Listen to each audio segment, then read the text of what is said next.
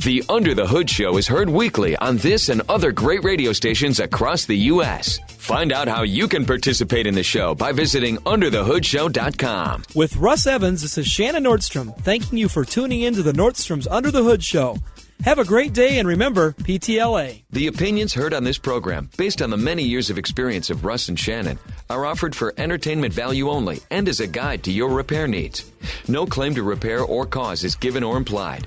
Always consult with your own certified technician and follow all safety procedures before attempting any repair. To be a part of the show, call 866-594-4150. Under the Hood is produced by Prairie House Productions. All content is the property of Nordstrom's Automotive Incorporated and may not be used without our permission. Copyright Nordstrom's Automotive, Inc.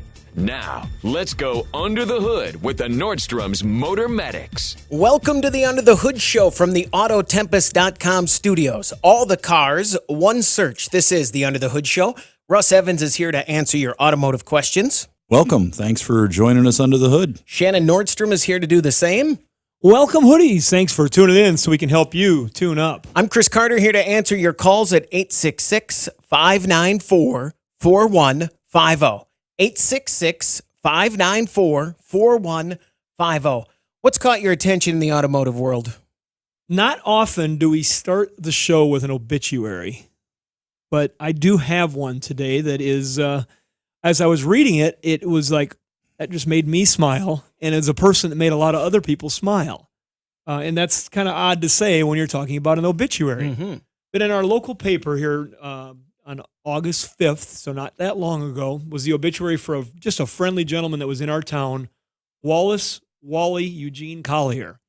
And I was reading through the obituary, and as I read it, I thought, this is really a neat obituary. He was a Abraham Lincoln lookalike that he did a lot, and he even got invited to the Ronald Reagan Library to be a greeter as Abraham Lincoln in his life. And that was kind of a neat thing that I didn't even know that. And I've run across this gentleman a couple times. I didn't know him well at all, but I definitely ran across him a couple times. His daughter is very active on one of our social media sites in our local community.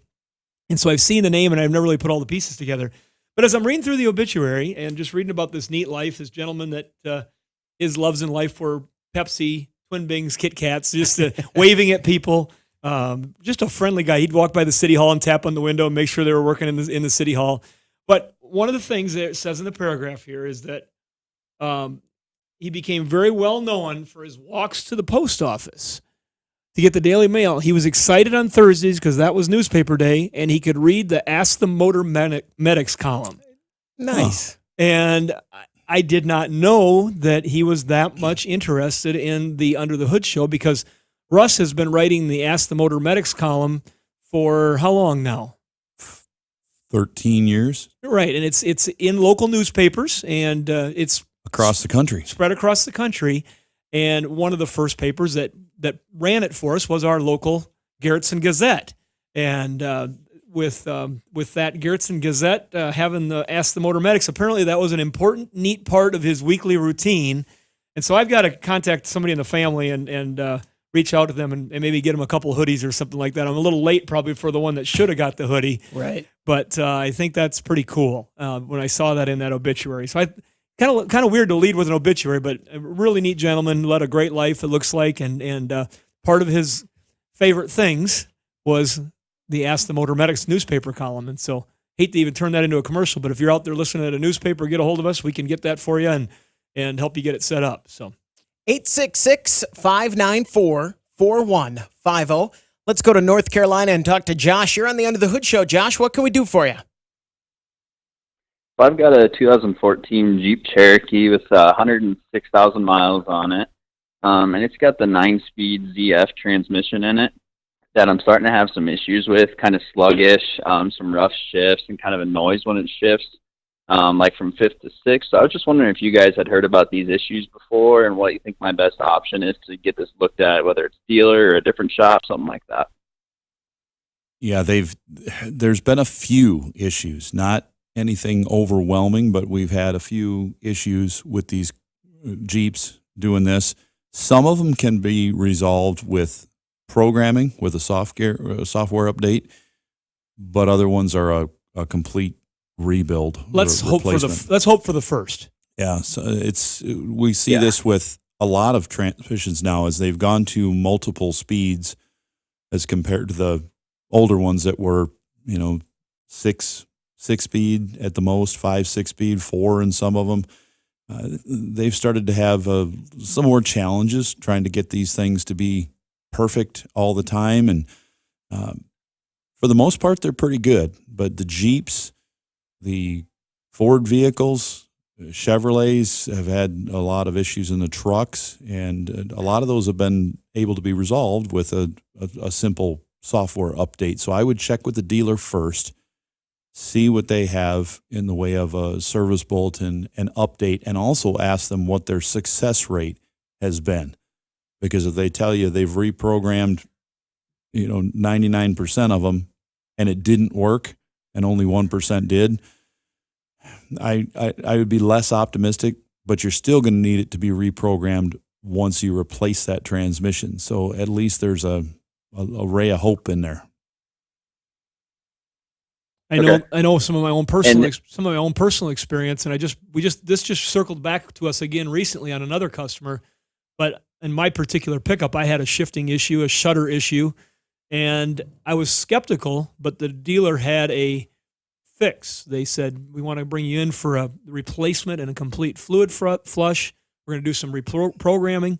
They found that the fluid that they had used from the factory was not driving well over time with some of the assembly lubes that had been used inside of it when they assembled the transmissions.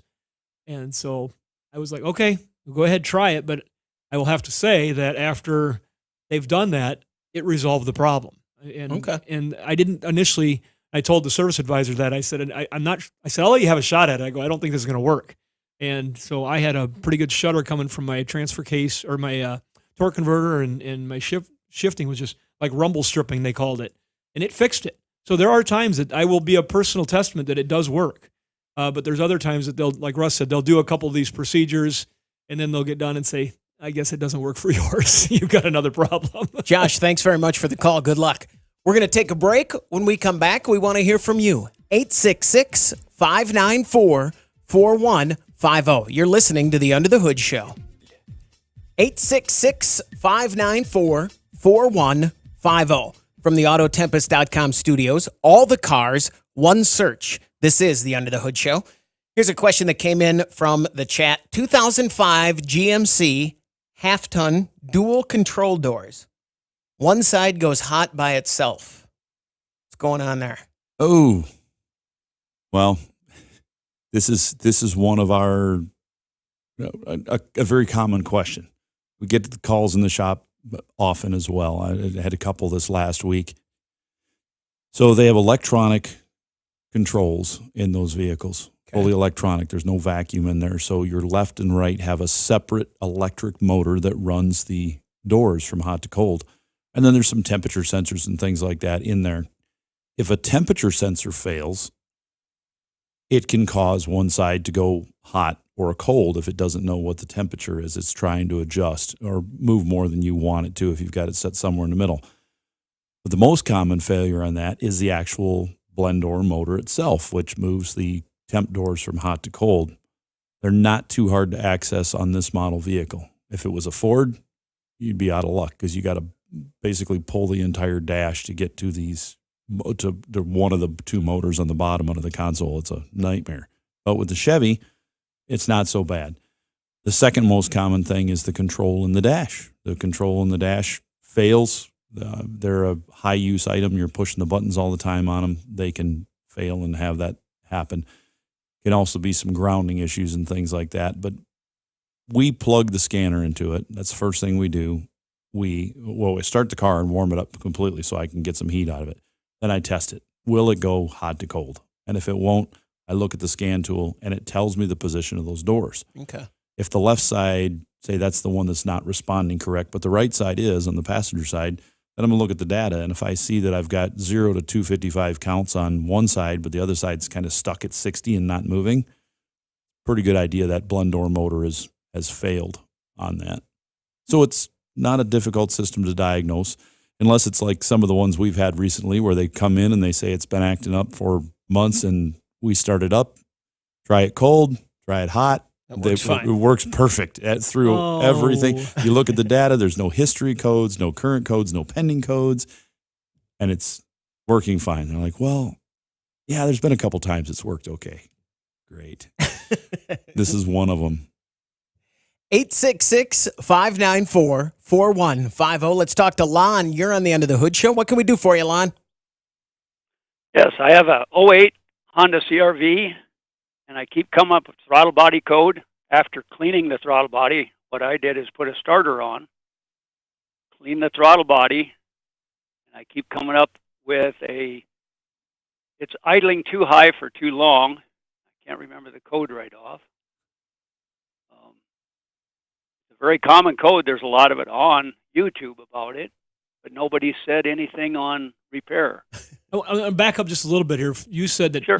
Things were working fine, and then you put a starter on? Well, when it came in, it had a bad starter.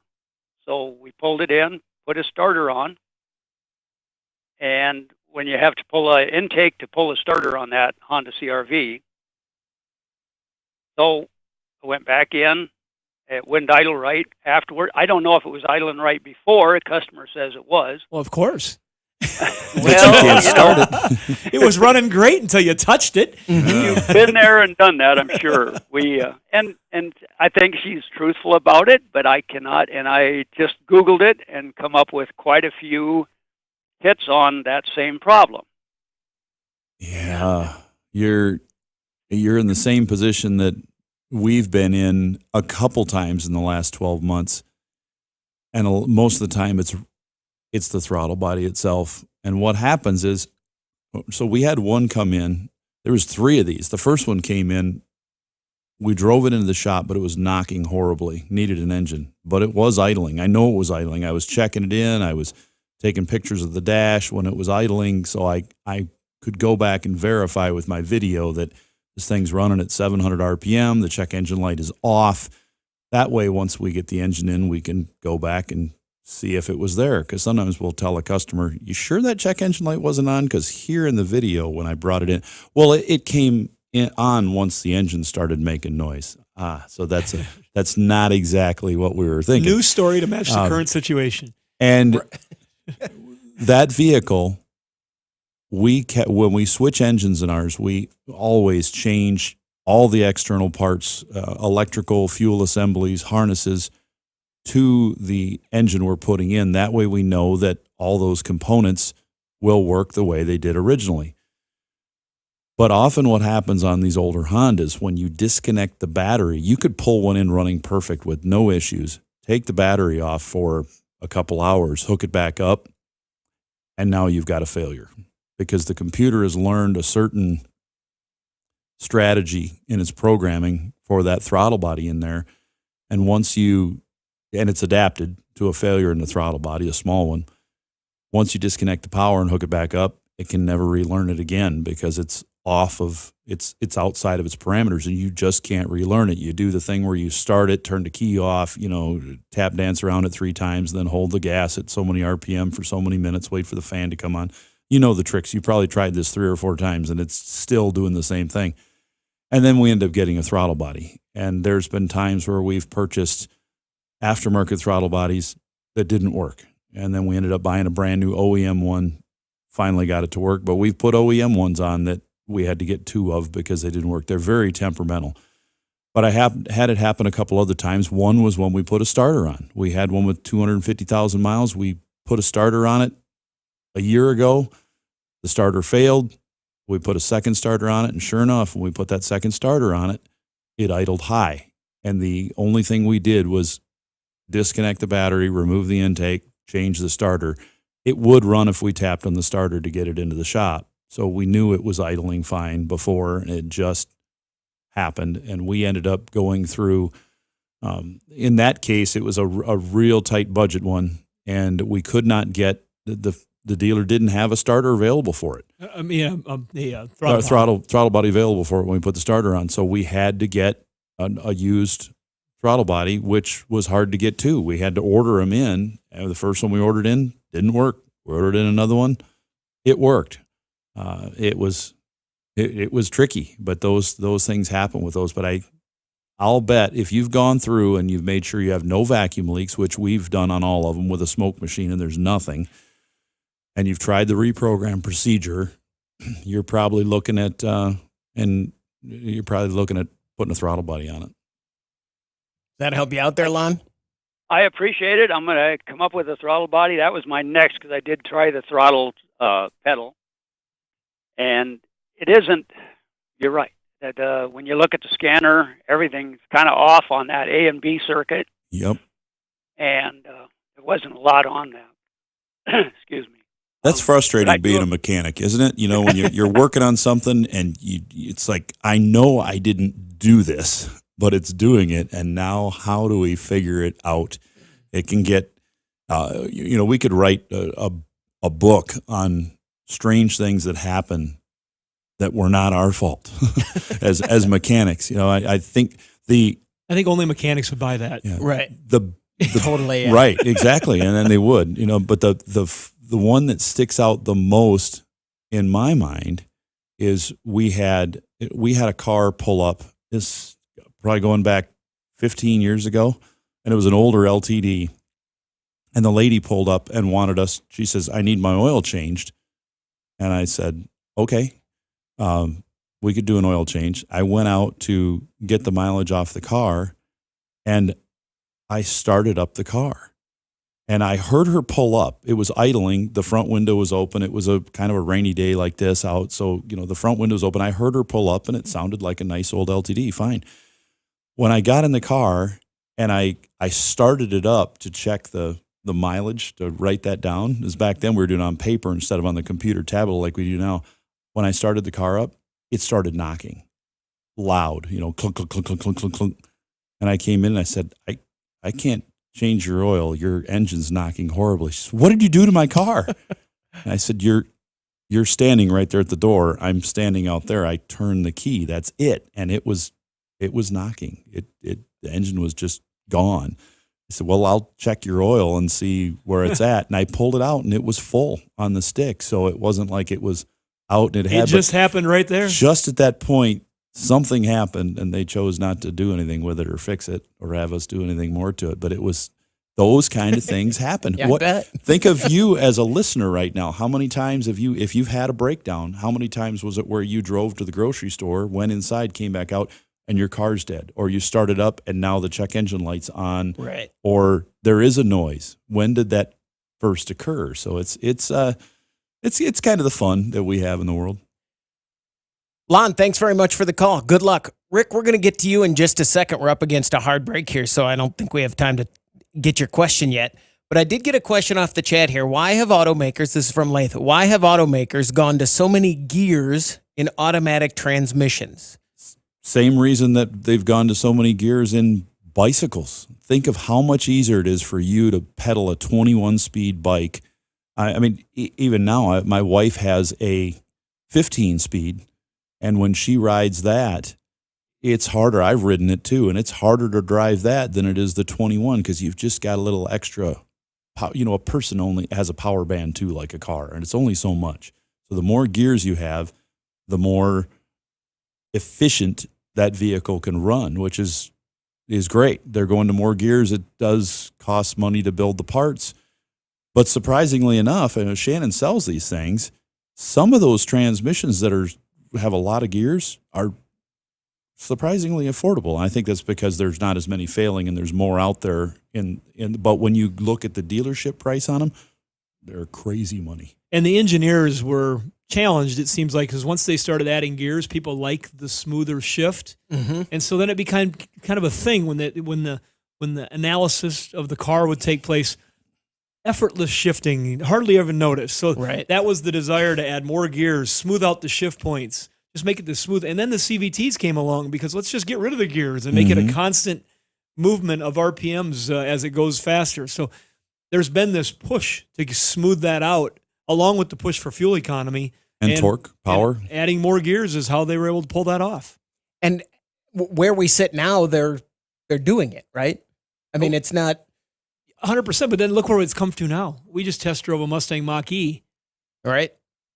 We didn't have any of that. No gear. None of it. Because it just smoothly accelerated wherever we were at. So I think if you look back at it, that's what the engineer's utopia was by adding all the gears, is make like in a luxury car so smooth that you wouldn't even notice it was shifting. You were just moving faster. We're going to take a break. When we come back, we want to hear from you. The phone number to reach us, 866-594-4150. You're listening to the Under the Hood Show. Welcome back, everybody. It's time to get back under the hood with the Motor Medics. 866-594-4150 from the Autotempest.com studios. All the cars, one search. You're listening to the Under the Hood Show. If you subscribe to our YouTube page, join the Hoodie Fan Club at UnderTheHoodShow.com, you could win a hoodie. Like Chris Johnson, who listens to us in Watertown, New York. Congratulations from all of us here at Under the Hood and our friends over at Universal Technical Institute, uti.edu. They will get you trained and ready to go as an automotive technician. That's the career you're looking for right now. If you're a person who's mechanically inclined and you think you can do a pretty good job at putting things together and diagnosing stuff with a little training, they can train you up right. So electronics, that's something right now that's very heavy. You could literally be a computer IT person for cars. They're full of that stuff now. Mm-hmm. So they need those kind of technicians out there. An automotive network engineer. Right. There you Exactly. They have automotive networks in all cars now. Everything's got them. And they also do training for collision repair, motorcycle mechanics, marine mechanics, jet skis, boats, welders, CNC, all that kind of stuff. You can find all this at uti.edu. 866-594-4150. Let's talk to Rick. You're on the Under the Hood Show. Rick, what can we do for you? Hey guys, love the show. Thanks. I got a 2018 F-150 with a 3.5 EcoBoost. It has 110,000 miles, and it's throwing codes 420 and 430, which is the catalytic converters. So I'm just wondering if is it normal for them to go bad that soon, or maybe a symptom of other problems? You said 120,000 miles? 110. 110. It's possible. We just put a driver's side catalytic converter on one that was a few years older than that Monday. It just failed. It wasn't clogged up, wasn't restricted at all. It just wouldn't do its job. So we were getting the codes, and that's what was going on with it. So yeah, I would say we see a much higher failure rate in newer cars than we did in cars that were, let's say, we would see converters fail from plugging up back in the 80s. And then about 99 to 2004 or 5, wouldn't you say, Shannon? It's like they said, let's build these converters a little better. And they had better materials in them. And then we started seeing a lot more that fail. And they started using, in some models, cheaper converters. The metals weren't quite as good. And we could see that by the core value of the things. Yeah, I think they were cutting back on the materials. On the materials that were used, the content of the materials were used. And also, Russ, in that same era, the cars got more fuel efficient. Yeah. And they got more cleaner burning. So it was less likely to get a bunch of junk into them that they had to really, overwork themselves to work. So they have changed. So to answer your question, yes, it could be just a bad converter. What you don't want to happen is the converter to start to get restricted. But if you have one, they'll flow test it. They'll take out the front oxygen sensor closest to the engine. They'll put a pressure gauge on it. And if there's no restriction in flow from the front to the rear, and they'll want to test both sides just to make sure they're good, but you still have a PO 420 code. That's relating to the ability of that converter to burn off all the noxious gases in there. Then that's good. That's telling me that it's not clogged, not restricted, but rather it's just failed. The material's failed. Now, if you have a restriction in there and it's putting out, 2, 3, 4 pounds of pressure, then I'm a little nervous. I'm going to check other things like head gaskets and the way the engine's running and things like that. But if it flows free and it has the code, it's probably just a converter. Okay. And just to let you hear this, at least so it's in your mind, Russ does see a number of them where we've had codes, and the problem is something upstream that's causing the problem with the converter. So we do encourage people to do those tests first and don't just go out and buy and replace converters. Right. We have had cars at our shop. I just put new converters on it because that's what it said I needed, and it still has the same problem, and that is an expensive frustration. Yeah, this is a weird case where you don't want it to be the converter, but you hope it's just the converter when you replace it. Sometimes Some converters can cost you. We've had some where you put a pair on and they're $1,800 to install a pair. And then that person has come in and said, I just had these put on 2 months ago and it's not running right. It's doing the same thing. I don't know why they didn't go back to the same shop, but regardless, they're in. We check them. They're restricted. We find out an intake gasket's bad, something is leaking into there. So now they get to fix the intake gaskets and they get to buy another set of converters because converter companies absolutely will not warranty a restricted converter.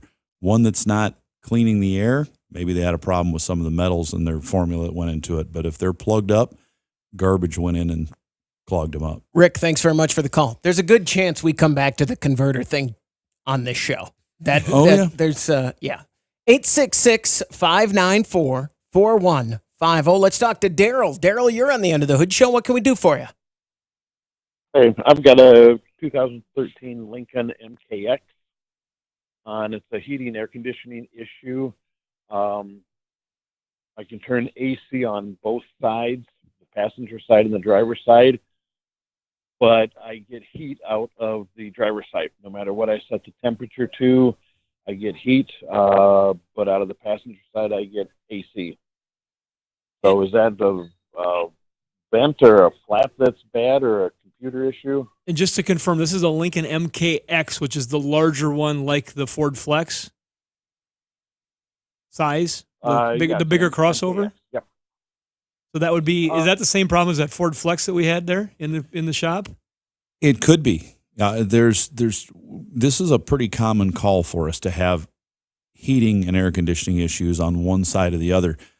Every car is the same, but every car is a little different as well. And so the problem we see often on these cars is actually in the controls. There's a control in that little touch screen on the dash. We have a problem with that, with either the screen or the controls that are just below it. That can be an issue. Those heater boxes in those cars, we've seen the doors break inside, so you've got to pull the whole dash, pull the heater box out, and replace that box.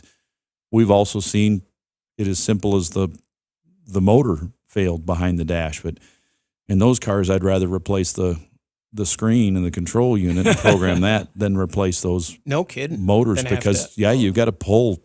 To get to one of them, you have to pull the console out, the seats out, the dash. I mean, you really got to pull a lot of stuff to get to that motor. So, hence, if you have a car like that where you have to pull a lot of stuff, always replace every one of the door motors at the same time. Because if you're pulling the whole thing out, they're like $30 a piece. Okay, I got a little worried there. I think that there's 4 on that one, $30 a piece, brand new from the dealership. We use the OEM part. I wouldn't. I mean, if you gave me the option and it was $120, What if the labor is 10 hours? Yeah, I know. It's over $1,000. Absolutely. But Yeah. I think if you would have to convince me. You know what I mean? I would go, $120 just to be sure. So you wouldn't take a 10% risk? I don't know. Now I would, but I don't know if I would just. That one I would say yes to. Okay. You'd have to just Yeah. tell me the numbers, and I'd say Right. yes to that one. Clearly on that for sure. So the repair on that is going to be in the shop, scan tool connected, watching the data from those motors. The worst thing you could have would be for it to show that both those air mix motors for the temp are showing full counts from 0 to 255, and they're running like they're supposed to. They're going hot to cold, but there's no change. That means you've got a broken door in there. Could be just a broken motor, but usually it's a door itself because the motor's got to actually move to give a reading. I'm usually not a believer in extended warranties, but luckily I bought one on this vehicle when we bought it. That is usually a blessing to people that have a failure because that's in the form. Some of these warranties are breakdown only. Well, that's definitely a breakdown. It's quit. It's not working. It's easily diagnosable. And if it's going to cost $1,600 to pull a dash and replace all 4 motors, you've won there. Wait a second. Daryl, you don't work for all those calls I get. This isn't a plant to get me to take those calls, is it? Can I interest you in an extended warranty? Daryl, thanks very much for the call. 866-594-4150. Let's talk to Ray. You're on the End of the Hood Show. Ray, what can we do for you? Yeah, got a 1997 GMC half-ton truck, 4x4, and it has the 5-speed manual transmission. This summer, I had a pretty good load behind me, and I did put it. I had it in low range, and I was in first gear. I thought, first is pretty slow, so I went from first to second, and I had nothing, so I quickly put it back in first, and all I've ever had is first gear since then. So I brought it into the local shop, and they said, it was an internal problem. I guess kind of my question is, they have 2 options of transmissions on those for the 5-speed manuals, the M50 and the MG5. Mine has the M50. There's not a lot around of those transmissions to find at salvage yards. I think I have a pickup spotter that has the MG5. It's, in that same 97, I think it's a half-ton truck. Are those transmissions interchangeable? I know there's a different gear ratio, but are they interchangeable besides that gear ratio? If I remember correctly, they have a different output shaft to the transfer case if it's a 4-wheel drive. Because one has a coarser spline and one has a finer spline, so your mating to the transfer case may not work, even though you could physically bolt it in and switch over everything, because I think one has an integral bell housing and one has a separate bell housing, and clutch setup might be a little bit different. You got to look at that. I think they're both hydraulic, though, but we've had people switch them, but usually if they're going to get a donor vehicle, they end up switching out, I believe, the transfer case and the transmission both to make it work. Oh, okay, because I know, and looking at the internet or reading about them, they used it on the S10 and all the way to the 5.7 liters. But that's the thing that's the thing you got to look at, is just make sure they have the same output shaft on the back of it. We just were looking for a transfer case for one of these 6 to 8 months ago, and it was asking us that question: which transmission it had, which manual trans was in it to get the case, which would mean the different spline in the back and pattern. Now, I do know that for just our experience out here with our professional dismantling facility, we have remanufactured units available that have come down in price because they're not as high demand as they used to be, because those trucks are aging. And so the remans are available just on an exchange. And then also one of our partners, Car Dash Part, if you look there, you might be able to find somebody that's within driving distance that might have, a wrecked vehicle they've been able to remove the exact same transmission out of and not have to go too far. Not driving first gear distance, but driving distance. Driving somebody else's vehicle distance, yes. Ray, thanks very much for the call. Good luck. 866-594-4150. Let's talk to Monica. You're on the End of the Hood Show. Monica, what can we do for you? Hi, I have a '07 Chevy Impala. Anyway, when I go to start it and drive it, it says engine does not have full power. I tried stepping on the accelerator, and it won't go, it won't go fast. So I'm afraid to drive it. I just wanted to know what that could be, if it is the transmission or... I'm going to say there's a good chance that it's not the transmission. And so let not your heart be troubled there on that part. But it's going to require a little bit of diagnostics. But it comes to some common things that we run into, Russ, on that particular model and that problem. You're getting reduced engine power lamp on the dash, correct, in the message center? Right. Yeah, okay. It says engine does not have full power. Yeah, there is they use an electronic throttle on those cars, and they've had a large number of issues with those. The throttle itself on the engine can fail. It's all got an electric motor built into it and a couple sensors. The throttle pedal inside, which is electronic with no cable connected to it physically, that can fail. And the engine computer itself can fail. And all those parts are very reasonable when you're purchasing a certified used part with a warranty.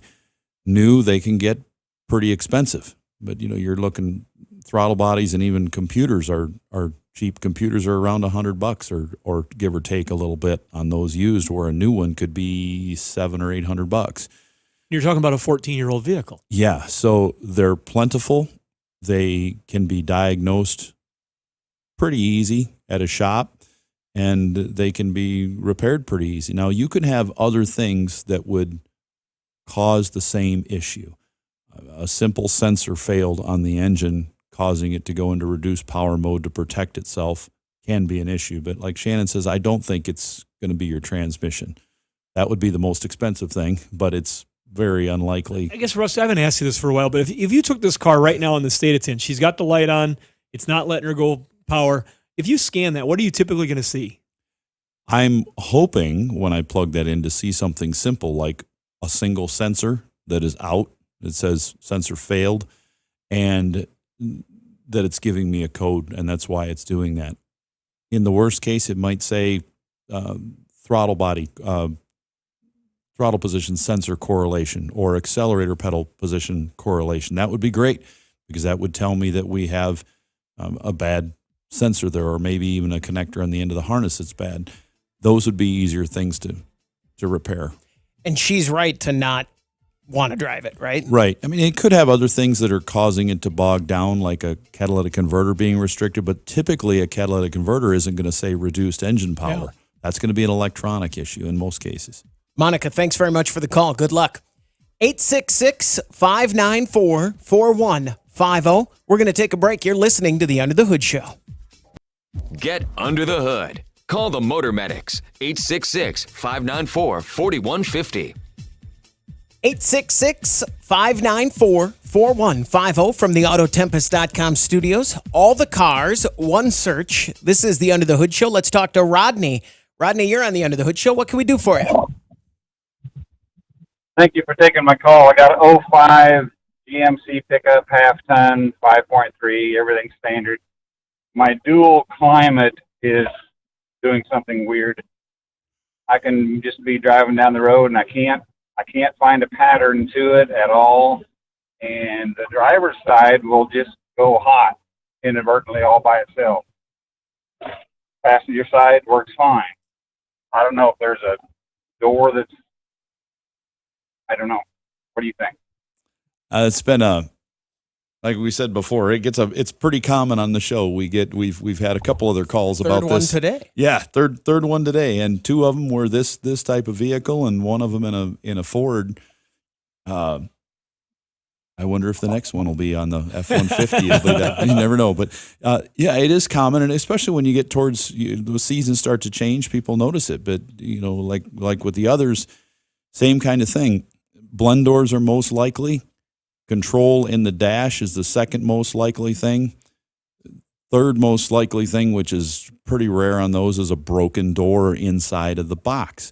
That's pretty rare. That's pretty rare on the Chevys. It's a good reminder, though, because temperature sensors can get dirty or fail and cause erratic operation.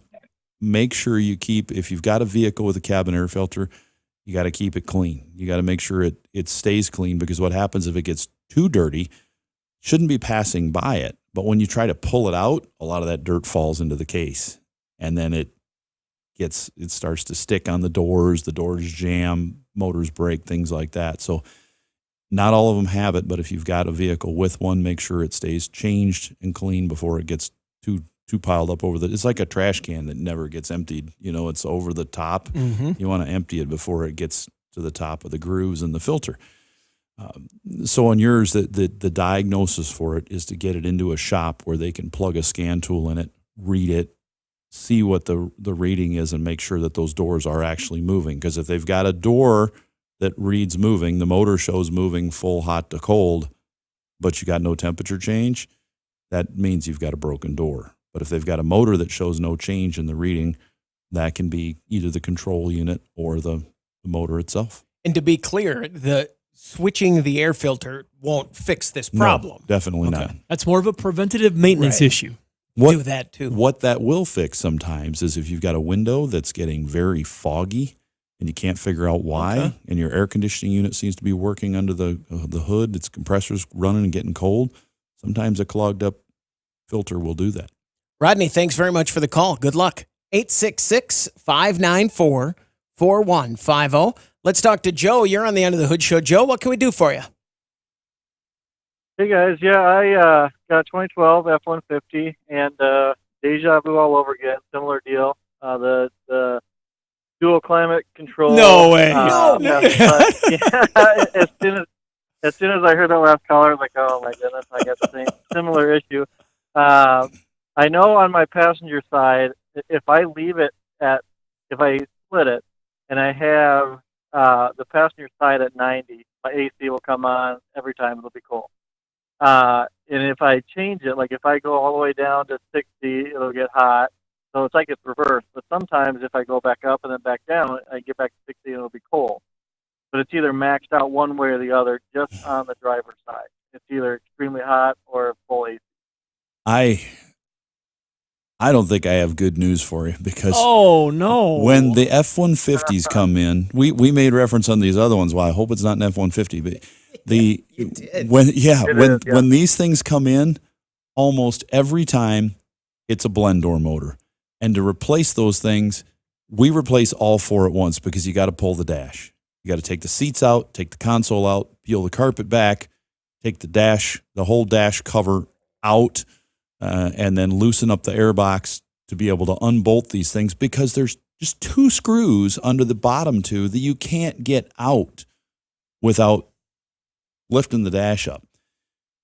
It's just time consuming. It's not really hard, but it is time consuming. And to pull that HVAC box out, you have to drain the coolant down enough to get the heater hoses off and also remove the refrigerant from the AC system. So that's going to take a shop to do it.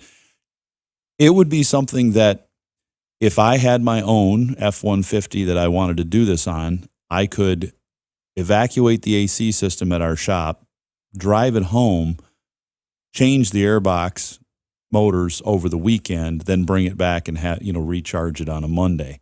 And I would expect 10 hours in my driveway to do it at home. I could probably do it a little quicker because we've done a few of them, but yeah, it's a lot of work to get in there and change those motors. I would encourage you, if that's what you need, to watch a YouTube video first. Definitely, to see what and then decide, yeah, I can do that, or no way. This YouTube video is 9 hours long. Joe, are you going to tackle that one there, Joe, or are you going to bring it in? Or just push the buttons? You're right. I'll look into it and see if it's something I can do. I've done radio and removed all that stuff in the dash, but and different things. So might try it. We'll see what happens. You want to watch the video, but like I said, if you do decide that you want to tackle it yourself, take it to a shop, have them evacuate the system, then you can take it home. You can drain down a gallon of coolant to get the heater hoses off, or just pull them off and stick some plugs in it, pop them back on and top off the coolant. You'll probably be fine that way too, but you got to get the AC discharged. The fact that it works sometimes or it works the opposite, I might go a long way.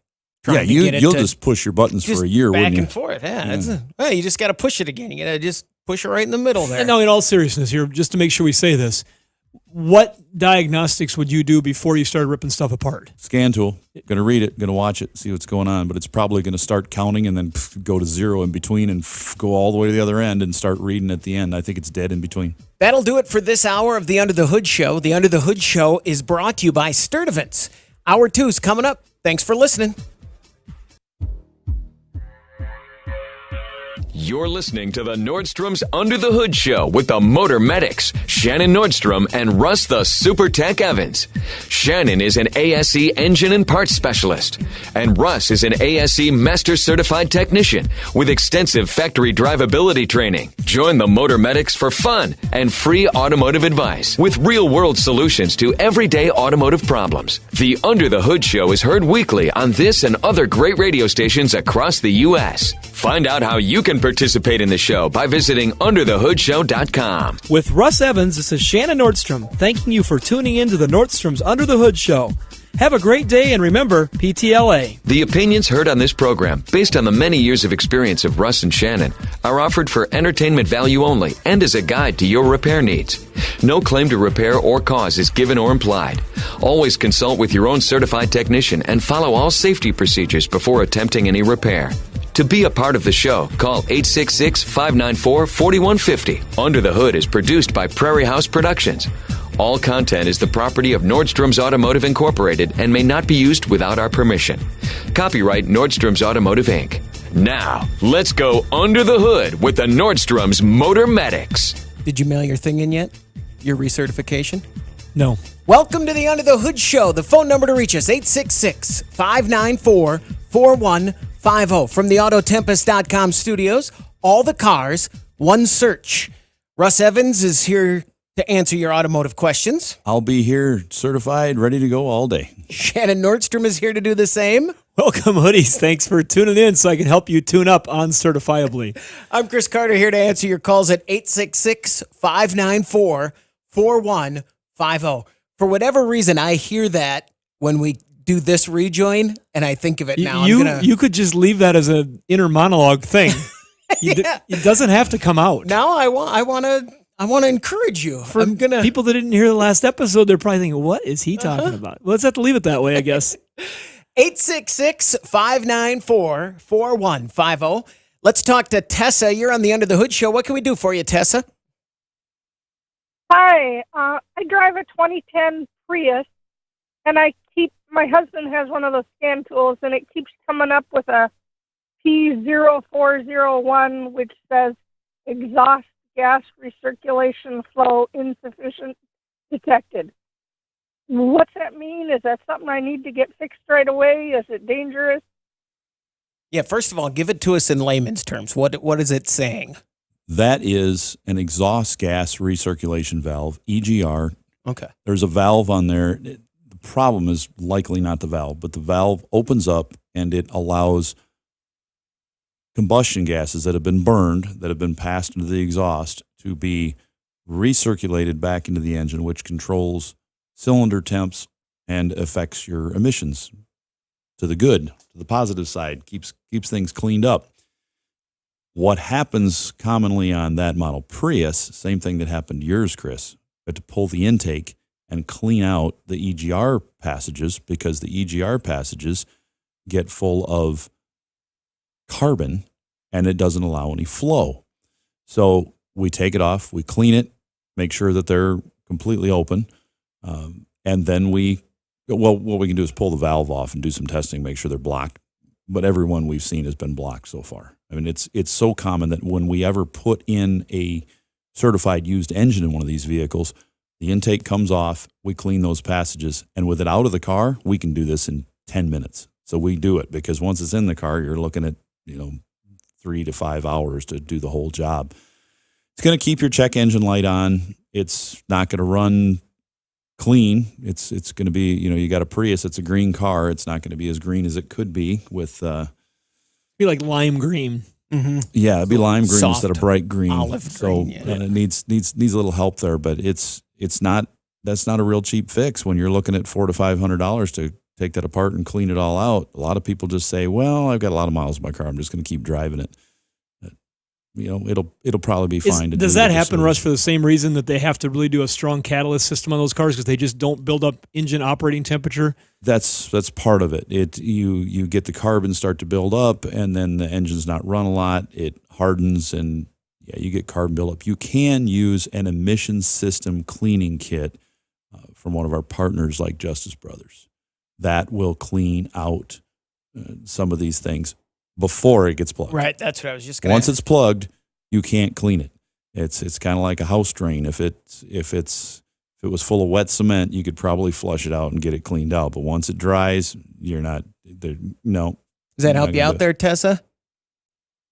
I am. So is that something you recommend taking care of right away, or? How many miles are on the car? 233,000. I would leave it because those cars, if the car makes 300 with that engine in it, I'll be surprised. But it could. I wouldn't say surprised. I'd say, wow, that's one of them that made it to 300 because a lot of them don't. We see a lot of them that are engines fail in the 250 range.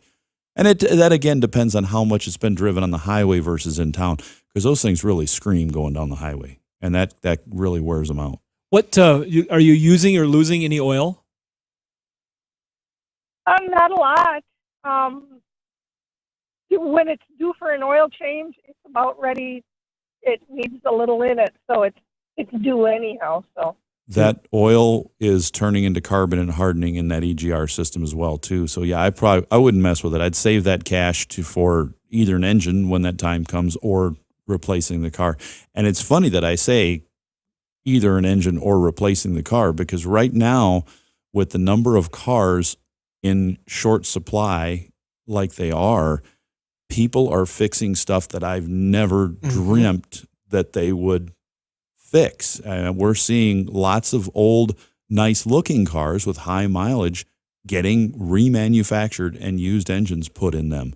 Things much older than normal that are going for much higher prices. When it's time to look for a replacement car, if you go to our studio sponsor, Autotempest.com, you will find all the cars from all the websites that you could search in one place, and you'll see stuff for not only increased prices on cars, but things for sale that normally may not be listed on a site like that. You're going to see 98 Buick LeSabres. You're going to see, I was on there the other day and I saw an Aztec with a tent package.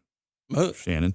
All the times you've said to me or to people, put $1,000 on it and set it in the yard. I mean, just it's at the end of it's like, that's not necessarily. Now it's put $3,000 on it and set it in the yard. The point I was going to make, just to reinforce what Russ was saying, I think that for some people, they're looking at, you know what, I'm going to spend more money than I'm probably comfortable short term on replacing the engine instead of overpaying for a used car or a new car that I can't get right now, and then putting myself into a deeper financing burden if I have to go longer term or have to do a different payment. It might be better to do the short money and pay it off in a shorter period of time and just do the major drivetrain replacement if that is what happens. Now that we've seen the new cars that have been, all these lines have been shut down and they're dragging out, people are asking, well, if they're selling a 21 in the end of 22 or even 23, are they going to still title as a 21? Well, of course they are, because it's a 21 that's never been sold. But it looks like the used cars are going to remain high in price. The cars that haven't been sold yet are going to sell for about the same or a little more. And the new cars, they're already saying, expect them to be more money when they come out. So right now, I think it's a great investment to fix. If a car looks nice, it's a great investment to keep it going. Medium fern. That was we had a green car once, and that was the color. Medium fern. Tessa, thanks very much for the call. Good luck. We're going to take a break. When we come back, we want to hear from you. 866-594-4150. You're listening to the Under the Hood Show. 866-594-4150. From the Autotempest.com studios, all the cars, one search. This is the Under the Hood Show. Let's go to Montana and talk to Paul. Paul, you're on the Under the Hood Show. What can we do for you? I have a 2011 GMC Sierra with a 5.3 in it, and I'm having trouble with, you'll be driving along and it just cuts out. Only for a second or so, it's a good hesitation, and then it just picks up and goes. It did that for a while. We put it on, we put a scanner on it. I can't remember the numbers. It seems like it was a P21, but it was a speed sensor. So we changed the speed sensor. We changed the one on the main one, and then the transfer case. But it still did it. So we pulled it out and checked that the sensor was good. And then it started, when it does it now, a lot of times the doors will lock. You might drive at 10 miles, 50 miles, and all of a sudden the doors will lock, and then it makes a hesitation. And we can't figure out what it is. We've run through all the grounds. Just checked. We even pulled the body computer out and checked to make sure all the wires or the connections are good. Just little things like that. We tried to check all the connections and stuff, but are having no luck getting it fixed. There's a couple ways we might go about looking to see what's going on with this vehicle. All this stuff, let me ask you this. When he brings that in and he says what they've done, some of that stuff you're going to have to recheck, right? I mean, like all of it. Yeah, because you got to just go through it. There's no shortcut to it. Yeah, we don't know, and we don't know how it's been checked or what it's doing today versus in the past. But one of the things I might do is go into the body control module, right through the dash controls, and disable those door locks that lock when the vehicle sees a speed. When you put it into gear and you start going forward, it goes, because you can change it from speed sensitive locks to drive lock. You put it in drive, it locks. You put it in park, it unlocks, different things like that. I might disable that and then drive it and see if it now cuts out, but it doesn't lock and unlock the doors. That would tell me that it's seeing a speed related issue. So if you're driving on the road and the computer senses that it's gone to no miles an hour and then back very quickly, the computer might catch it, but you might not catch it on the speedometer. And those can read from different areas. Some of them read off the ABS sensor, some read off the transmission sensor. So if you've already got a code that's telling you speed sensor issue and now it's doing this, I'm going to try that as a diagnostic step. I'm going to disable those automatic locks in that driver information system and then see if it cuts out and no locking. And if that's the case, then I'm going to go after that speed sensor circuit and I'm going to look at it thoroughly. I'm probably going to put a graphing just a plain old multimeter, but one that's able to record and graph on that speed signal on that speed sensor signal wire, and I'm going to read it after it cuts out and see if I can watch it drop out, because it's going to have to be one of those things you have to magnify it and watch the whole pattern and see if you get a glitch in there, which could be a sensor, but you've replaced that, so probably more than likely the wire or the harness right where it connects to the sensor. Well, and we've kind of went through them. I know with wires it's hard to say where it could be, but we have went through them. Try to check all the fittings, connections, and stuff to see. Now, it doesn't always do it with the door locks. It's not always. It doesn't always do that. The other thing, I guess, we changed the. Well, we thought it could be the battery, but the battery's getting older, but it runs on full load. It's actually really in good shape, so it's not the battery. Sometimes, if I've been setting the cruise control more just to see, sometimes it'll kick the cruise control out, sometimes it won't. When it kicks the cruise control out, does it recycle the locks as well? Because Not follow all the that. time. Yeah, because if it was to kick the cruise out and then the locks went, but when the cruise doesn't kick out, if the locks don't do it, that would make sense that it's just speed signal related. I think you're going to find something in either that the computer may have a problem or the sensor or the circuit in between. It sounds like something in the speed circuit that's causing this whole thing. Because if you lose a speed signal going down the road, the engine will cut out for a second as it comes back in. We've seen that. It's done that in many vehicles for many years, but it can be so tricky to find those things. Paul, thanks very much for the call. Good luck. Yeah, that's the thing there. That those intermittents. I know that for me, what he just described, it would have to get a lot worse before I spent that much time on it. Absolutely. Yeah. But where he's calling from, there's a lot of distance between one spot to the other, so you don't want it to suddenly be, right. I broke now. Now might not be a good time. Let's go to Colorado and talk to Dave. You're on the Under the Hood Show. Dave, what can we do for you? Hi, how you doing? I have a 2005 Dodge Grand Caravan. I wanted to see if Russ could revisit a question he answered last week about air conditioning. I couldn't retain everything he was saying. So what it is my air conditioner goes great cruising down the road, like he said, and when I'm idling, it goes warm. And I wonder, remember that you mentioned a 20 to 30% scale buildup could make a difference in the.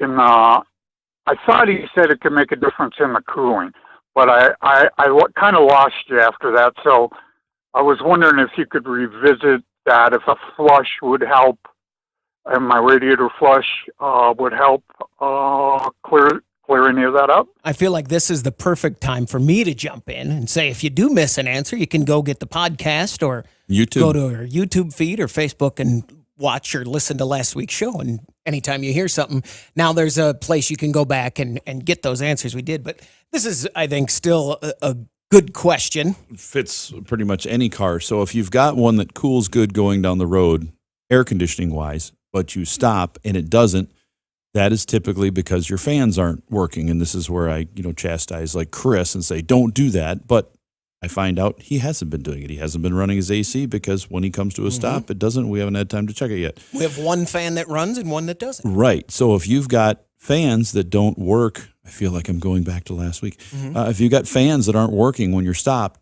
yes, it's going to cause an issue with your AC system. You do not want to run it at all because you can destroy that AC system and be the difference between a couple $100 repair and a $1,500 to $2,000 repair if you get a ton of metal in it because that system's overheated.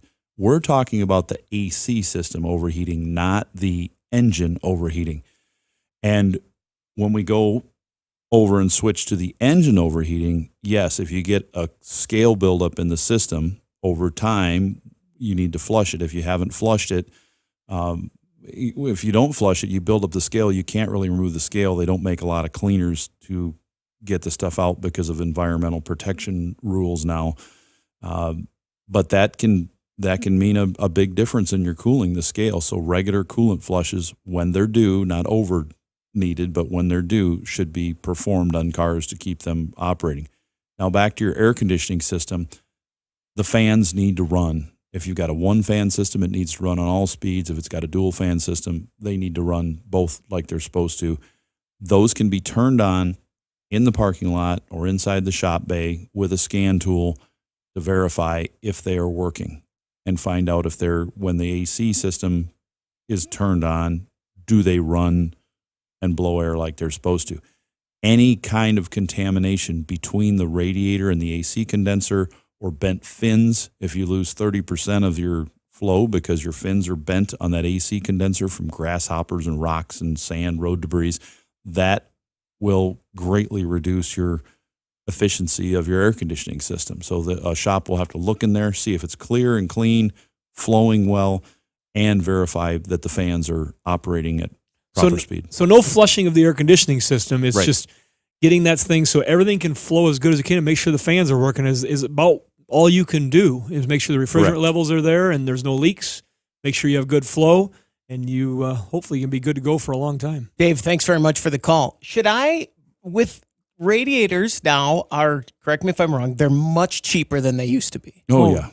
Should I just budget or plan to just replace it at $130,000? I mean, because it seems like the difference between working fine and bent fins. It's not and a lot. It's You quick. should budget to repair your car when needed. It's very smart advice to always save a little bit in the car repair fund. It would be like Dave Ramsey would say, you got an envelope for car repairs? Keep it. Oh, well, I could use that money for something else. You could, but when your car breaks, now you have cash. You don't have to finance it. And if what if I never need it? Good for you, because when it comes time to purchase another car, you've got a little money to buy that car. And if it's a nice new one, newer, very newer, you could use that money to put towards the car. But if it's another older one, just a few years newer, now you've already got your emergency fund saved up for that vehicle. Because just because if you had a 15-year-old vehicle and you drove it for 5 years and now it's 20 years old and it's dead and you buy another 15-year-old vehicle, Right. it's going to need repairs. You still need your envelope. I see people with 4 or 5-year-old cars they buy and they're needing repairs. So it's good to have that. If you can have that saved versus an extended warranty, the odds are you're better off. Now, there are people with extended warranties that have saved thousands of dollars, but extended warranty buyers versus people who haven't bought them and just to save the money and had for the next car down the road, the odds are better that it's not going to break. Friend of mine just upgraded his Chevy pickup after 20 years almost. Got a brand new one. Getting ready to go on vacation. The truck has 2,000 miles on it, and the air conditioning quit working the night before they left. Ooh. Went in to check, thought it was going to be something simple, And the dealership got back to him and said, no, we're not sure what happened, but you have metal in your system. The compressor has went bad, and they have to rebuild his air conditioning system. And so things do happen, I guess is my point. 2,000 miles on the vehicle. He's sad. We're going to take a break. We had a call there from Montana, then Colorado, and I was like, wow, now we have one from the Yukon. No, it's probably Jeremy's probably just driving a Yukon. No, it's Yukon Cornelius. We'll take a break. When we come back, we want to hear from you. 866-594-4150. You're listening to the Under the Hood Show. Car feeling ill? Don't want to spread it to your wallet? Call the Motor Medics now for free advice. 866-594-4150 from the Autotempest.com studios. All the cars, one search. This is the Under the Hood Show.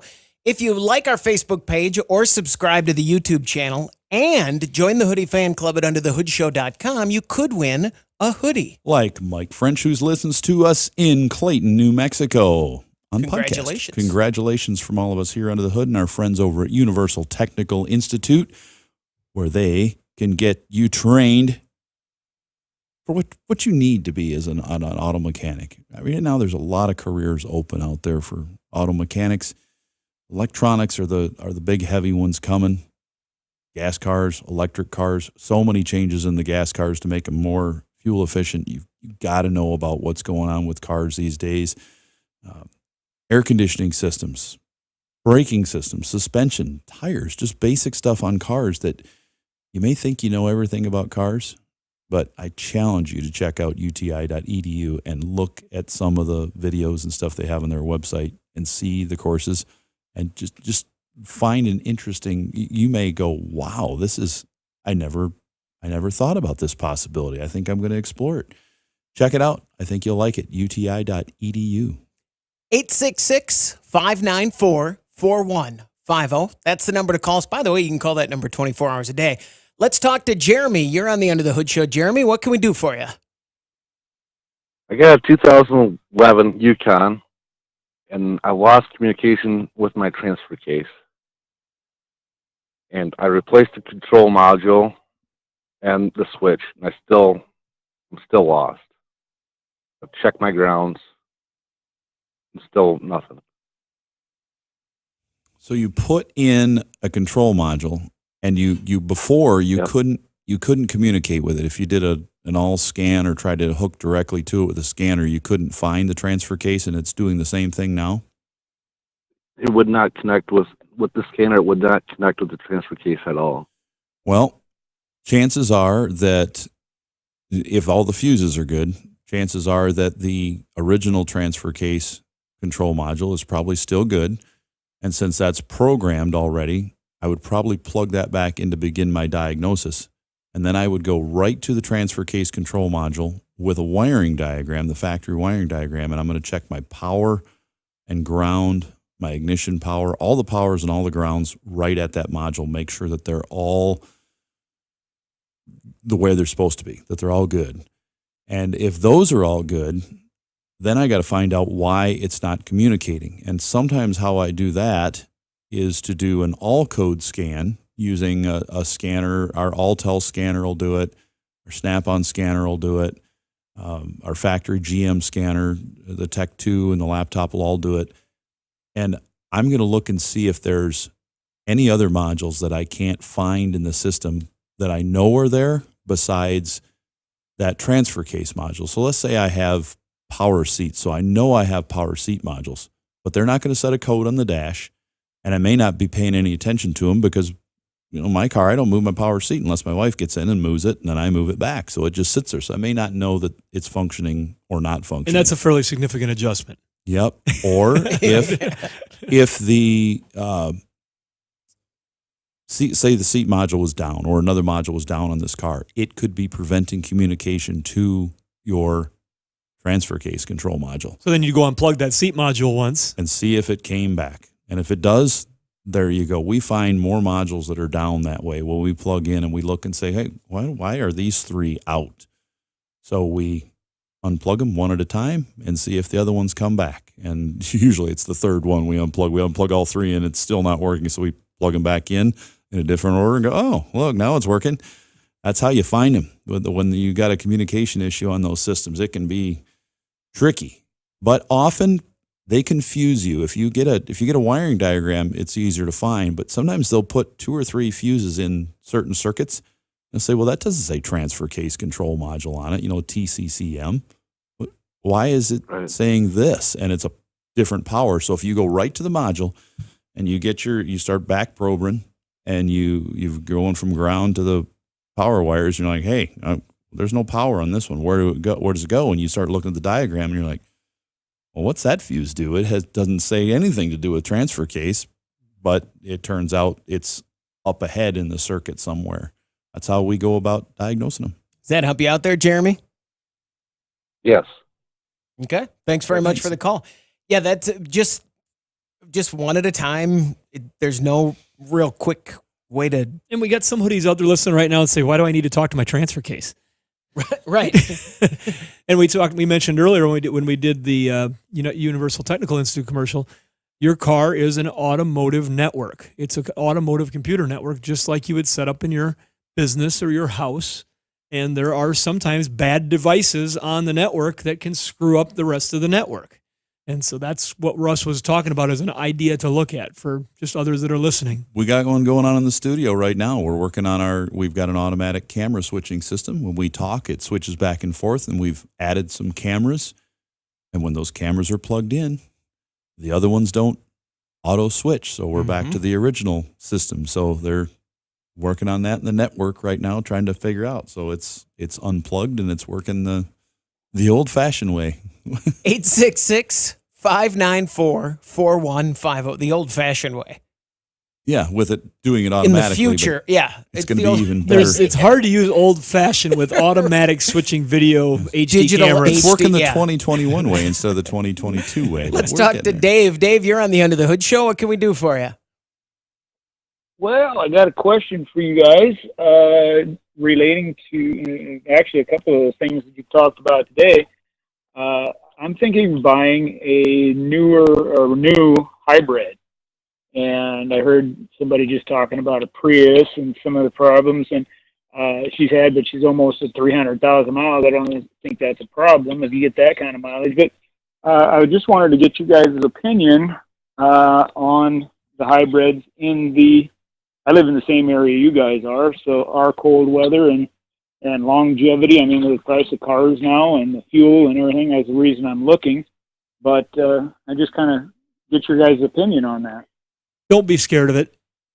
There's really individual cars. You don't know what's going to happen, but the technology of hybrid one's solved, right? It's very solid. It does get you into. If you're looking at a new hybrid, brand new, I seriously mean that. I would not be. I hate to use the word term scared, but I would go into that car knowing that this is going to be okay. I don't know what your lifespan is that you plan on driving the car, keeping the car. As the car's age, it does get to be a little bit more of a expensive endeavor on repairs if some of the hybrid system starts breaking. But if you're working on a newer vehicle and you've got it under the warranty or a few years after the warranty, they're typically pretty darn solid. But you do end up in another degree of difficulty and expense when, like, if I think of an older hybrid right now, Russ, I'm already thinking of a 2012, 2011 today. So you're talking about an 8-year-old, a 9-year-old hybrid. That's when we start seeing some battery failures come into play. That's when we start seeing some of the. You don't see much for wiring problems, do you, Russ? They got that stuff pretty not nailed many. down. I mean, there's not hybrid related. It's just the general automotive things that go bad. I can see ourselves looking forward 10 years from now. We're going to be getting this call from somebody saying, I'm thinking about buying an all electric Mustang or something. What do you think? Shannon's going to say, well, there's nothing to really be afraid of there. So, well, who knows? Maybe it'll go the other way and we'll say, stay away. But maybe they'll just cancel them all together because they've just all been horrible. Who knows? Some people are hoping that. But they'll be just like any other car. It's like my air conditioning is not working right. You know, my doors aren't working in my dash. My brakes are having a problem. My steering is clunky.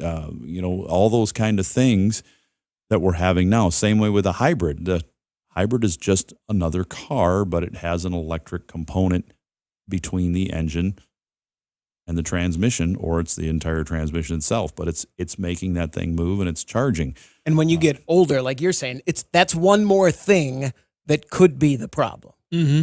Now, they're pretty tough, though. There are some older hybrids that came on early that I would stay away from.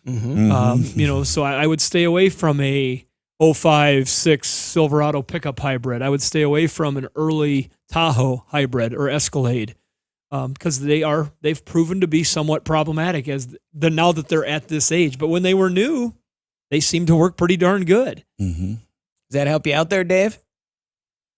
It does. Yeah, like I was just kind of concerned. They're up in the batteries now to 15 years or 150,000 miles in 10 years on a battery. So I didn't think that would be a problem. I just making sure. I mean, anything you buy now, the investment is huge, and everything I own is 20 years old or older. So stepping into something brand new is huge. Some of the conventional wisdom out there right now is that the hybrid vehicles will continue to be at the levels they're at and higher. And if we can get some cooperation in the industry to raise the octane levels of fuel, that the higher octane engines that can run more efficiently combined with hybrid technologies can be a further transition to electrification where the grid is more ready at every place it needs to be and the different things. Because the electrification is moving fast, but there's some parts of the electrification network that are not ready. And hybrid technology, higher octane fuel technology. That's ready now. That's ready if they could just figure out how to move that through. We know you can do it with biofuels.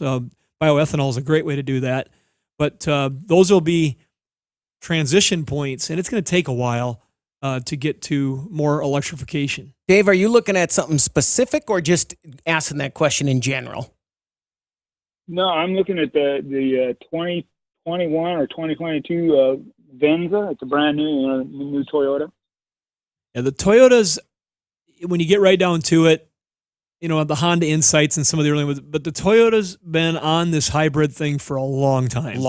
They've figured it out. They've got one of my good friends asked me about, what do you think about a Sienna hybrid? And they've taken their technology platforms of hybrid and successfully adapted them into most of their model lines. So when I hear Toyota, I feel pretty good about it. And with as long as they've been in the game. The majority of vehicles they sell now are hybrids, aren't they? Didn't I just see that they've got a lot of them available? Yes. Yeah. So Dave, there you go. 866-594-4150. We're going to take a quick break. When we come back, we want to hear from you on the Under the Hood Show. Get your planner out right now and schedule your next radio appointment with the Motor Medics. 866-594-4150. From the Autotempest.com studios, all the cars, one search. This is the Under the Hood Show. Let's talk to Corey. You're on the Under the Hood Show. Corey, what can we do for you? Well, I've got a 2000 Chevy Silverado 2500 HD with a 6-liter.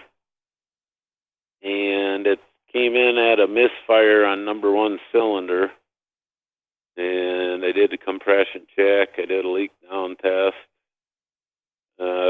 Didn't find anything there. Put a new spark plug in, wire, coil. Didn't find anything there. So what I ended up doing was unhooking the coil and put my noise light on it, made sure I had a signal there, and did the same with the injector. I put a new injector on it, checked it for vacuum leaks, was unable to find any. So basically I've got injector pulse, I've got spark, and I have a cylinder that doesn't run. Is it 100% dead? It's just about as close to 100% as you can get. And so what I did was I unhooked the alternator. I put my voltmeter on, and I was checking to see if I had AC voltage coming out of the alternator, and my voltmeter it showed that there wasn't any. But I noticed that when I unplugged the alternator, it seemed to run better. But I kind of wonder if part of that wasn't just taking a little bit of a load off the Right. engine. More than likely that's the case because it will draw quite a bit of horsepower with that thing running if it needs to charge. Well, Yeah, and I put fuel pressure gauge on and ran number one injector and made sure the fuel pressure dropped. I put a crank sensor in it. I didn't put a new one in. I put a used one, and I couldn't get it to do a relearn on the crank sensor. So I'm thinking, well, the crank sensor very well could be bad. This is a high-end hoodie call, guys. This isn't Corey in his driveway. It will not do a crankshaft relearn with a misfire code in it, or if it's missing, it can't do it. So it's got to have it running like it's supposed to first. Certain codes will shut that part down, but it sounds like it's something more than that. So if you verified you've got compression in that cylinder and the leak down is the same as all the other cylinders, the cylinder should be good as far as mechanically good. Then what we do is we swap everything. If we've gone to what you've done, I would move everything to a cylinder far away. The coil, the injector, the spark plug wire, all of it to a different cylinder and make sure it works on the other cylinder. Then you know you've put good stuff on the one and the stuff you took off is working 100% on the other cylinder. So if you've verified all that and you've plugged a Noid light in and you see the Noid lights blinking and you know you've got spark on that cylinder, you pretty much verified everything. You couldn't have the timing off enough to kill just that one cylinder because all of the other 7 are working fine. I would lean towards a computer issue where the computer is not telling it to do what it's supposed to do. We can use inductive meters that will read the coil firing while it's actually hooked to the spark plug and read the injector firing while it's plugged into the injector, because it may run a Noid light but not run the injector if there's a problem with the computer driver. Same way with the ignition coil. You know, it may spark, but once it's connected and there's the cylinder pressures are increased, it takes more energy to run the spark. It may be killing that spark in that cylinder too. So swap your coil, plug, injector, wire, all of it to another cylinder and verify that stuff works on another cylinder before switching it back, or just leave it on the other cylinder. And then, if you've done all that other stuff, it sounds like you've hit all the big stuff already. I'd be looking at a computer, and used computers are available. I've got an adjustable spark tester, and what I use it I run it out and widen the gap to put more stress on the electrical end of it, and I still get good spark out of it. The thing that I thought about the computer, but I thought if the driver's out, it's not gonna. I wouldn't think it would pulse the injector in the coil. It might if you're seeing the Noid light, but you're not when you're actually plugged into a coil, which is going to have a higher load to it depending on the brand and resistance of the Noid light you have. So that's a possibility. But you've already looked. You've got spark, you've got fuel, you've got compression, and you don't have a leak down issue. It has to run. You've got all those things there. The other thing you might want to try though is to check the back pressure on both sides for those catalytic converters, because we just had one the other day that had a slight amount of back pressure and it was only missing on 2 cylinders, but it was enough that it killed those cylinders. We took the cat off and replaced it, and when that back pressure was gone, I mean, just simply removing the oxygen sensor to give it some flow when we did the test, it started running on all 8 cylinders right away. So that's that's another possibility too, that you've got a flow issue going on and it's affecting that one cylinder. Corey, thanks very much for the call. Good luck. 866-594-4150. Let's talk to Jim. You're on the End of the Hood Show. Jim, what can we do for you? Well, good morning, gentlemen. Hi. Have a 2011 Subaru Legacy. It's my son's car. So when he's driving and it gets to a stop sign or coming to a stop, about 5 miles an hour, you have 2 choices. Either you put the brake on full and it'll stutter and then die, or you take your foot off the brake and it keeps the engine idling. So it just cuts off right at if you put all the brakes on, boom, it dies. Put a neutral, start it back up, it's fine. It sounds like the torque converter is hanging up in the transmission, or is it something different than that? So if you do a restart and then keep your foot on the brake, it doesn't die again? No. It sounds like Shannon's right on the track. Like your torque converter, when you're coming to a stop, it's not releasing. But once the pressure bleeds down after the engine dies, and then you restart it, and the torque converter hasn't had a chance to lock up again yet, you're fine. It's released, it goes. But once you get going down the road, you get into the higher gears, and it does a lockup, it stays locked up.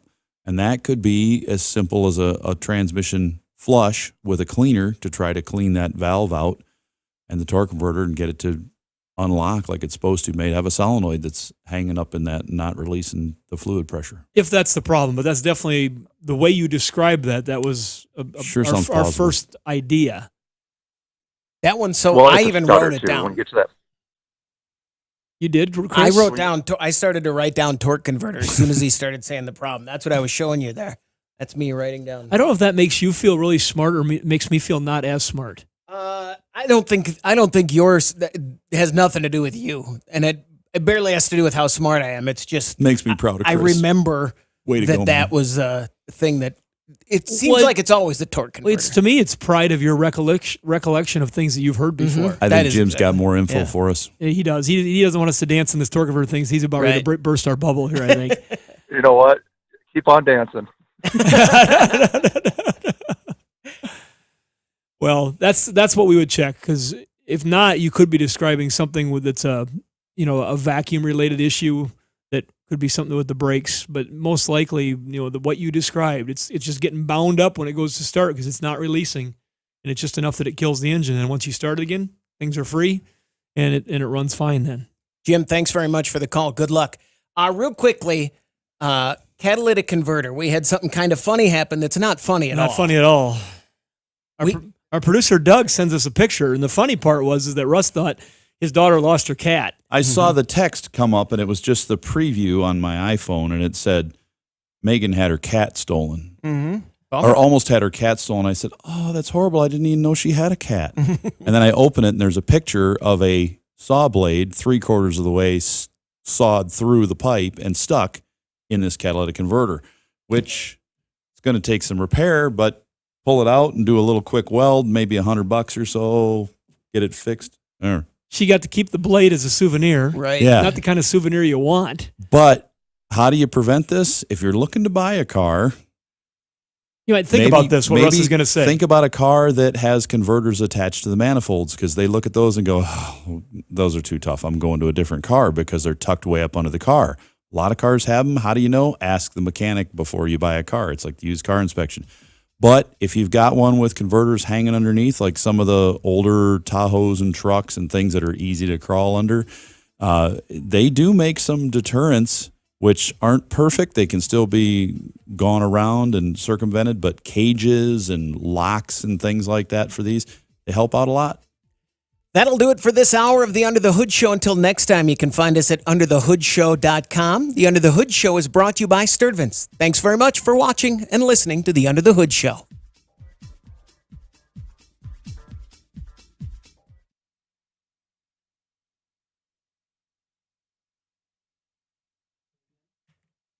All right, there you go. That is this edition of the Under the Hood Show. Now we're talking to just our streamers.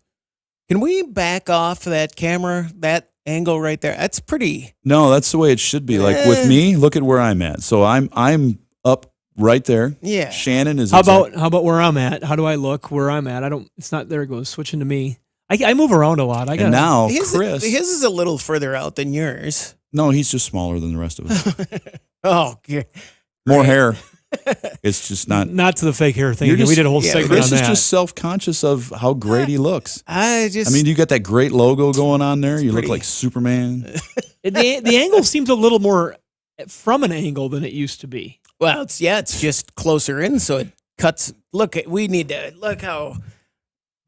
What would you prefer, Chris? I'm going to move that camera so your face is not behind that mic, because you'd like an emoji. We Can't have could an do emoji. I think we can do the shark head on there. Or Yeah, something. yeah. There we go. What do you guys think of Chris's angle? Right now, it's terrible. Yeah, I don't like it. Look But at a lot that. of people say, "Hey, Chris, why is that microphone in front of your face? I can't even tell. You look like the guy on Home Improvement over the fence." Yeah, I'm like Wilson. Yeah. Yeah. Wilson. We have that camera's probably going to get moved there. I It just is don't think it definitely needs gonna to get be moved. that close. It's going to be over there. Look at that. There. This, although I can just tuck right in there. Hey, this is perfect, actually. If we just leave it there. There we go. That's too far. That's what you'd prefer right there. Look at that. Oh, what do we got here? We got stuff on the roof. Is it raining again? Oh yeah, there's the lights and all the stuff hanging from the. Oh yeah, sure. You can see that now. Yeah, I think there. Give That's people a little studio perfect. tour. There. Now I'll just there, and when I talk, I'll just wave my hand out there. All right, there you go.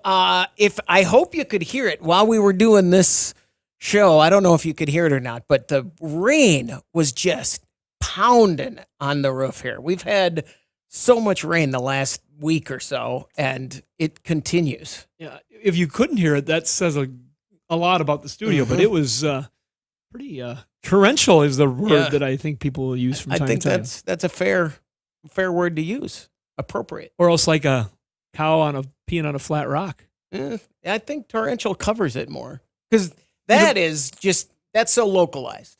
But torrential, it gets your building. Do you want to hear something when you talk about localized that will just blow your mind? Anybody have yourself or family members that are obsessed with TikTok? Tic Tac? Like breath mints? Not breath mints. Not Tic Tacs. TikToks. What I'm familiar. We have an Under the Hood Show Yeah. account, and I've right away I had to like search for cars every time I opened it up. Yeah, So I would get cars because it shows you stuff. But there's one on there that is hilarious, and for some reason it keeps coming back up. And there are a few people that have gained popularity and stuff, but there's a guy and his wife. The TikTokers fought the YouTubers. Come on now. Yeah, there's a guy and his wife on there, and it's just hilarious because he'll say something, and it's like, yeah, when there's like a person and they say that a certain percentage of the people, and she's like, yeah, I'm that 1%, and I'm going to hurt you. And have you ever seen that? It's they're starting to show clips of that on some TV commercials because it's gained so much popularity. This TikTok's gonna be the end of the world. I'm afraid. All that stuff, all that social media. It will be the end of the world. Absolutely. Because people are gonna be so confused by what is real and what is right that they will have no clue. And in a confused society, somebody's got to take charge. And when they're confused, that's even worse. But all right, here's my TikTok story. Okay. Heavy rain. Are you going to dance to it? No. Are you going to? Okay. No, but I have to do like a at least an arm movement? Should I start my phone now? I could open the account and you could do it. I got to do an arm movement at least. But we were having a conversation with both of my daughters. Okay. I have a sophomore in college just leaving actually today. I think she's flying out right now as we speak. Oh, wow. Off to college in Arizona. And I've got a freshman in high school, 14 years old. They're a little bit into TikTok. Sure. So, if I told you, Chris, and I'm embarrassed to even bring this up, but this came from TikTok. If I told you there was a 60% chance of rain, what does that mean to you? I've been through this argument, and I've had meteorologists come So you on know where I'm going with this. Yes. Yeah, go ahead. This is the stupidest thing. Mm-hmm. But from TikTok, they were led to believe that if you had a 60% chance of rain, that meant that you were going to get 60% of the rain. Out of all the rain that was going to come down, you're going to get 60% of it. I've worked with people who think a 60% chance of rain is it's going to rain 100%, but only over 60% of That's the the other area. piece of it. You're going to get. That's why I tried to say a simpler version, but yeah, you're in the area that you're going to get 60% of the rain or the storm, and so I tried to compare this with tornadoes. Am I going to get 60% of the tornado if there's a chance of tornadoes? And so we've went through this, and I have to admit that the TikTokers had my daughters completely brainwashed on what the percentages meant on the forecast. They were completely brainwashed, and I'm not convinced I've got them back yet. We've been deprogramming for like 2 weeks, and I don't think I have them completely back I've yet. had that.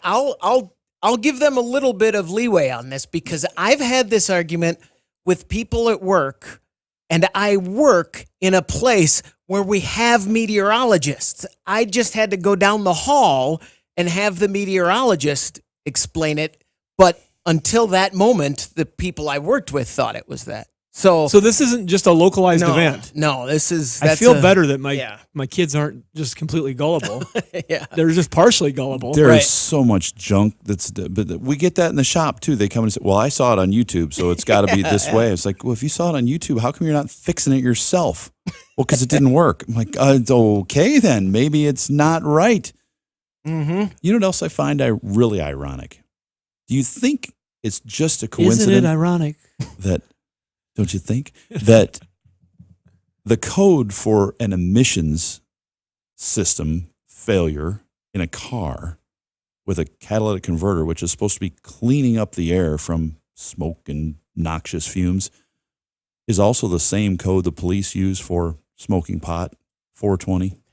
I noticed that today on the. Did you just catch that today? Yeah. I had never thought of that before. Yeah, I got a 420 code in my car. Oh, you've Smoke got rolling out. That's how they taught us to remember when we remember. I'll never certain forget a codes. 420 code now. Yeah, right. Certain codes you can relate those numbers to other things. And they said, remember a 420. It's about smoking. It's exhaust. It's yeah, I get it. You know what I think's weird? I talked about this on our morning show recently. I do a morning show daily, and I said, what is that show for people? The Chris and Doc Show. KTWB.com. It's awesome. It's awesome.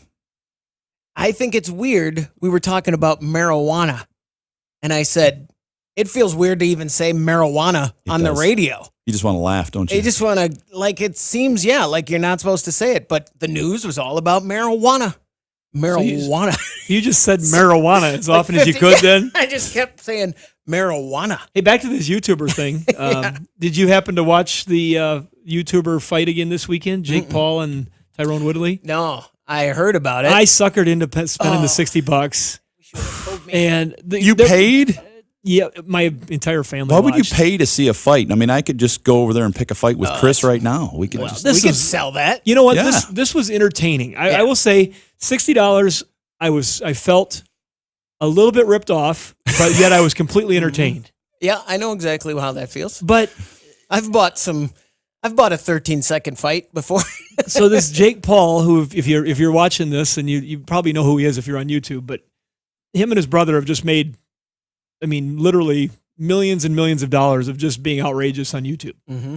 And so now they both took on boxing careers, but they're taking on kind of washed up UFC fighters and people that have name recognition that can get them some name recognition, but they can Ty fight. Woodley, he just said you're washed up. Go ahead. They can fight. Yeah.